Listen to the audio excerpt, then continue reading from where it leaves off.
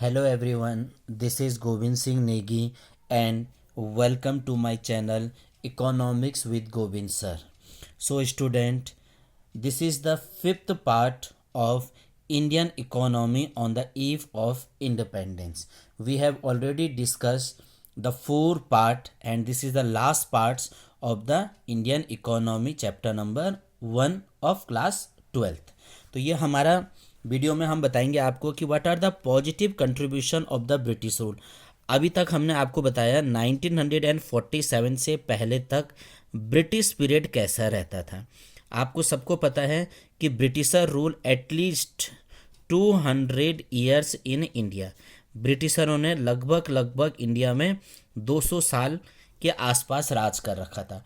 जब 200 साल के आसपास राज किया तो हम हर चीज़ ये नहीं बोल सकते कि नेगेटिव ही है, कुछ ना कुछ चीज़ें वहाँ पर हमें पॉजिटिव भी देखने को मिली हुई होगी, जिसका आउटकम्स या रिजल्ट हम आज प्रेजेंट सिनेरियो में देख रहे हैं।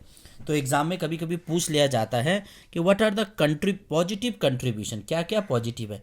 नेगेटिव की बात आएगी तो आप नेगेटिव में बहुत सारी चीज़ें लिख सकते हैं, लेकिन पॉजिटिव ढूंढना थोड़ा सा मुश्किल हो जाता है। तो कुछ 4-5 टॉपिक्स हैं इसके जो हमें कवर करना चाहिए।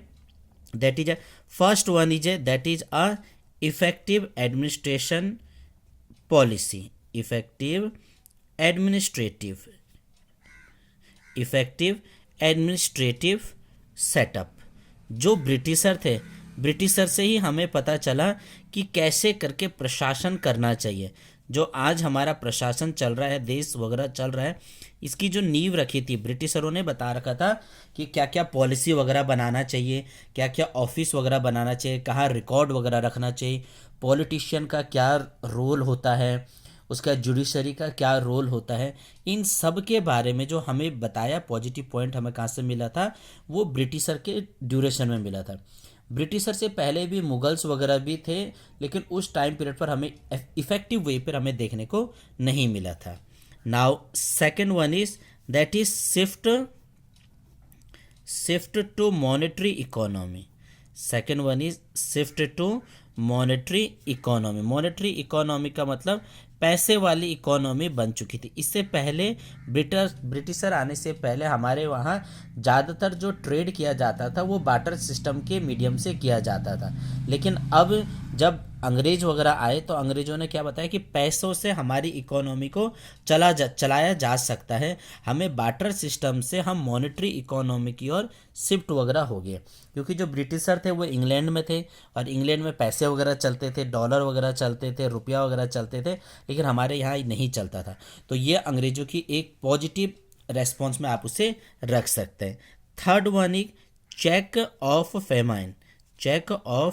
फेमाइन। फेमाइन का मतलब यहाँ पर ये हो गया जो 1943 में अकाल वगैरह आ रखा था।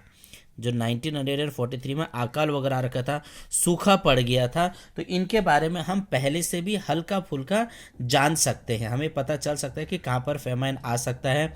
वहाँ पर के लिए हम ट्रांसपोर्ट सिस्टम से या फूड ग्रेन वगैरह आसानी से पहुँचाया जा सकता है, या जहाँ पर सूखा होने वाला है तो ये अकाल वगैरह पड़ने वाला है, इनके बारे में हमें हल्का सा एक आइडिया मिल सकता। देखो, आइडिया के बाद बोला एग्जैक्ट तो नहीं बता सकते थे, लेकिन फिर भी एक अप्रॉक्सीमेट आइडिया पता चल जाता है कि भाई यहाँ पर ऐसा कुछ हो सकता है, हमें इसको चेकअप वगैरह करना पड़ेगा। Next one is better means of communication. Better means of communication या transportation. Better means of transportation. अब हमारे सामने ट्रांसपोर्टेशन की सुविधाएं भी अच्छी हो गई थी ब्रिटिशर के काल के दौरान।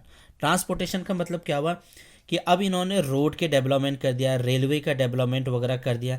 चीपेस्ट मीन्स ऑफ कम्युनिकेशन या चीपेस्ट मीन्स ऑफ ट्रांसपोर्टेशन में पानी के जहाज़ वगैरह की सुविधाएं करना शुरू कर दिया। भले उन्होंने ये बेनिफिट्स अपने लिए किया, लेकिन कहीं ना कहीं डायरेक्टली या इनडायरेक्टली जो ट्रांसपोर्ट सिस्टम था उसका भी पॉजिटिव इम्पैक्ट पड़ा हुआ है।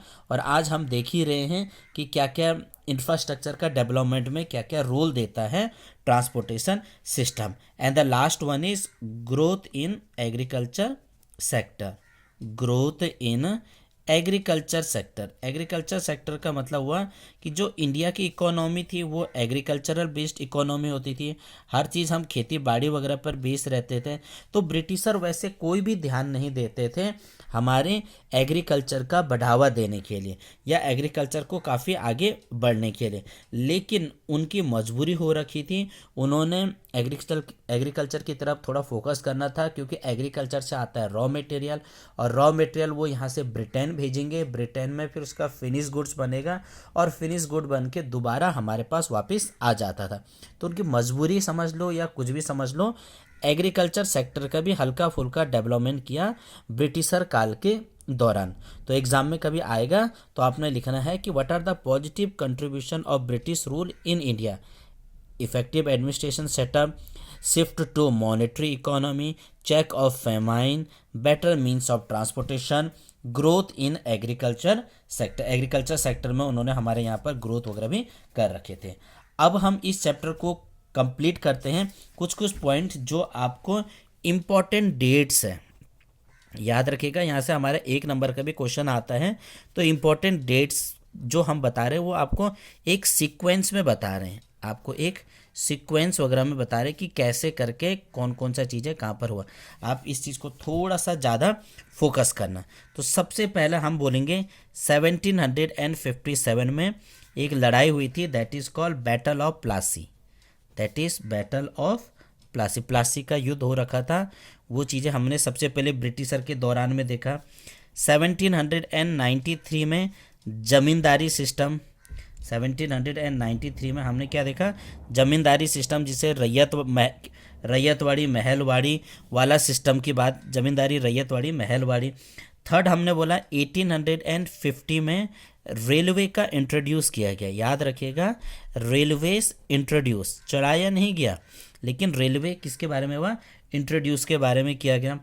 फोर्थ पॉइंट है हमने 1852 में फर्स्ट पोस्टेज स्टैंप, जो पोस्टेज स्टैंप थे, टिकट वगैरह हमने अपनी लास्ट वीडियो में भी आपको बता रखा है, आप देख सकते हैं, लास्ट वीडियो से हेल्प ले सकते हैं, आपको काफ़ी इससे हेल्प वगैरह भी मिल जाएगी।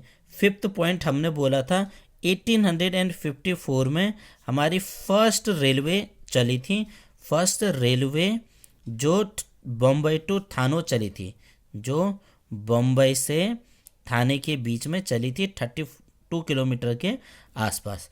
क्रोनोलॉजिकल ऑर्डर में हम इसे पढ़ रहे हैं। इसके बाद हमारा आया 1869, तो opening of Suez canal, opening of Suez canal, जो स्वेज कैनल थी उसको भी यहाँ पर ओपन कर दिया था, क्योंकि ये बंद हो चुका था। रेड सी और मेडिटेरियन सी को कनेक्टिविटी कर दिया था, जो हमारे डिस्टेंस है वो काफ़ी कम इससे रिड्यूस वगैरह हो गया था। 1881 में हमारे फर्स्ट ऑफिशियल सेंसस कैलकुलेट किया था, फर्स्ट ऑफिशियल सेंसस का कैलकुलेशन किया गया था 1881 में। इसके बाद आया 1881 क्या 1907 में इंडिया के TISCO, Tata iron and steel corporation of India का सेटअप किया गया इंडिया में, जो पहली इंडिया की एक इंडस्ट्री बोला हुआ है।